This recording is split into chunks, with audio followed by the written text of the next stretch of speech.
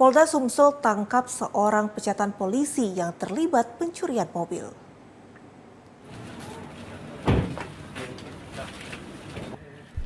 Mantan polisi dengan pangkat terakhir Brigadir Kepala yang bertugas di Satreskrim Polres Oku Timur bernama Arif dan rekannya Nova Yansah ditindak tegas petugas karena berusaha melawan saat akan ditangkap.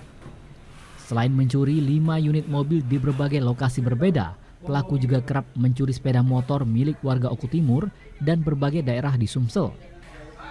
Kasubdit Jatanras Polda Sumsel, Kompol Agus Pribadinika mengatakan mantan anggota polisi ini sudah terlibat aksi pencurian saat aktif sebagai anggota polisi dan dipecat tidak hormat pada tahun 2021 lalu. Dan salah satu pelaku juga merupakan residivis kasus curas, pencurian dengan kekerasan. Ya, yang satu pelaku atas nama AR merupakan mantan personil polisi di sana. Yang keduanya dikasih tindakan tegas, Dadan? Ya, karena pada saat proses penangkapan yang bersangkutan melakukan perlawanan sehingga dilakukan tindakan tegas.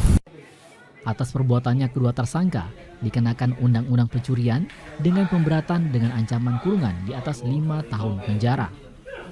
Romiko, TVRI Sumatera Selatan melaporkan.